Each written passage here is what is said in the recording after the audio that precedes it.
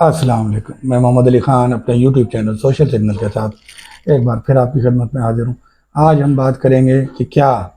عمران خان کے ساتھ اسٹیبلشمنٹ کے مذاکرات ہونے جا رہے ہیں یا حکومت کے تحریک انصاف کے ساتھ مذاکرات ہونے جا رہے ہیں۔ دیکھا جائے تو دونوں باتوں میں 36 کا آنکڑا ہے، 360 ڈگری کا تضاد ہے، مگر ہونے والا تو یہی ہے، کیونکہ اب کی بار خبر جس ریفرنس سے آئی ہے وہ ہیں جنگ گروپ کے انویسٹیگیشن صحافی جناب انصار عباسی صاحب، جو کہ اسٹیبلشمنٹ کے انتہائی قریب سمجھے جاتے ہیں، اور اب تک عمران خان کے حوالے سے اسٹیبلشمنٹ کے جو بھی خیالات رہے ہیں وہ اپنے کالم میں یا اپنی تحریروں میں عوام تک پہنچاتے رہے ہیں، کیونکہ اسٹیبلشمنٹ نے اس حوالے سے کبھی دو ٹوک یا براہ راست سامنے آ کر کھل کر یا عمران خان کا نام لے کر تو کبھی کوئی بات نہیں کی ہے، مگر اب کی بار ایسا لگتا ہے شاید دونوں طرف سے سنجیدگی دکھائی گئی ہے۔ زیادہ سنجیدگی شاید عمران خان کی طرف سے دکھائی گئی ہے، کیونکہ کہا جاتا ہے کہ 26 نومبر کے احتجاج سے پہلے تحریک انصاف اور اسٹیبلشمنٹ کے معاملات سیٹل ہو چکے تھے، اور امین گنڈا پور صاحب کا پہلے غائب ہو جانا اور پھر پشاور میں جا کے برآمد ہونا اسی سلسلے کی ایک کڑی تھا، مگر بعد میں صورتحال مختلف ہوئی اور بشرا بیگم بھی بعد میں گرفتار ہو گئیں اور دھرنے سے غائب ہو گئیں، اور عمران خان تو جیل میں ہی تھے۔ وہ جتنا کر سکتے تھے انہوں نے کیا، ان کے ساتھیوں نے بھی کوشش کی، مگر نتیجہ حزب منشا برآمد نہ ہو سکا۔ آنے والے دنوں میں کیا ہونے جا رہا ہے، کیا اس کی چوٹ، اس کی تکلیف موجودہ سیاسی حکومت کو بھی پڑے گی، یا ان کا کیا خیال ہے؟ اس حوالے سے رانا ثناء اللہ تو بہت پازیٹیو نظر آ رہے ہیں۔ زیادہ امکان یہی کیا جا رہا ہے کہ اگر کوئی بات بن گئی تو عمران خان کو نواز شریف کیس کی طرح کچھ عرصے کے لیے خاموش کرا دیا جائے گا، یا اگر وہ باہر جانا نہیں چاہتے تو انہیں بنی گالہ میں نظر بند کر دیا جائے گا اور ان کی اہلیہ کو بھی رہا کر دیا جائے گا۔ کچھ عرصہ اگر خاموشی سے وقت گزر گیا اور معاملات سیٹل ہونے لگے اور ملک میں امن و امان رہا تو شاید اس حوالے سے مزید پیش رفت ہو سکتی ہے کہ کچھ حلقے کھول دیے جائیں اور ان کا رزلٹ عمران خان یا تحریک انصاف کے فیور میں آنے دیا جائے۔ کیا ہوگا یا کیا نہیں ہوگا اس میں تو ابھی ٹائم لگے گا،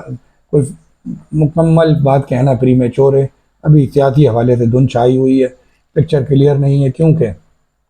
پاک بھارت جنگ کا جو مسئلہ اٹھا اس نے ان سب چیزوں کو لپیٹ میں لے لیا، اور ابھی تک فرنٹ پہ وہی رافیل طیارے، وہی نریندر مودی کا جنگی جنون، وہی پاک فضائیہ اور پاک ایئر فورس کے کارنامے نظر آ رہے ہیں، اور ابھی تک تو پاک ایئر فورس کے ترجمان کے مطابق 7 طیارے گرائے جا چکے ہیں، اور ابھی ایک کے بعد ایک مختلف علاقوں سے ملبہ برآمد ہو رہا ہے۔ نریندر مودی کو سخت رد عمل کا سامنا ہے اپوزیشن جماعتوں کی طرف سے بھی، شیو سینا کی طرف سے بھی، میڈیا کی طرف سے بھی اور عوام کی طرف سے بھی۔ وہ اب بہرحال مختلف حوالوں سے تقریر کر رہے ہیں، میڈیا پہ آ رہے ہیں، جواب دے رہے ہیں، مگر وہ کہتے ہیں نا کہ فارسی میں کہ عذر گناہ بدتر از گناہ، ایک تو آپ غلطی کریں اور اس کے لیے آپ دلیل بھی لے کر آئیں تو پھر بات کرنا اور فیصلہ کرنا مشکل ہو جاتا ہے۔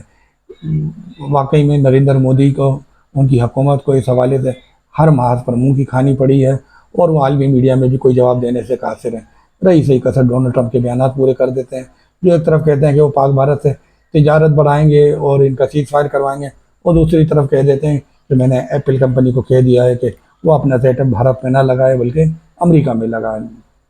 چائنا کے ساتھ پھر ڈونلڈ ٹرمپ کے رابطے بحال ہونے جا رہے ہیں اور ٹیرف کی سطح کافی کم ہو گئی ہے۔ پاکستان نے بھی زیرو ٹیرف کا فارمولہ پیش تو کیا ہے دو طرفہ، مگر اس حوالے سے کوئی بات آگے بڑھنے کے امکانات نہ ہونے کے برابر ہیں۔ آتے ہیں پھر اصل مدعے کی طرف، عمران خان کی رہائی پر ختم ہوں گے یا مذاکرات کا ایجنڈا کیا ہوگا، کیا تحقیقات ہوں گے؟ اگر وہی پچھلا ایجنڈا عمران خان کی طرف سے ہوا اور وہی اسٹیبلشمنٹ کا دو ٹوک جواب ہوا تو یہ بیل تو منڈے نہیں چڑھ سکے گی، اور بات وہیں پر آ کر تان ٹوٹ جائے گی جہاں سے چلی تھی۔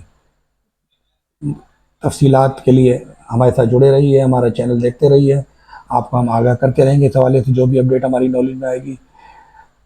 ہمارا چینل سبسکرائب کیجئے، بیل آئیکن کو دبائیے تاکہ آپ کو مزید کانٹینٹ کے اطلاعات ملتی رہیں۔ جب تک کے لیے دیجیے مجھے نیکسٹ پروگرام کے لیے اللہ حافظ، اجازت دیجیے، اللہ حافظ۔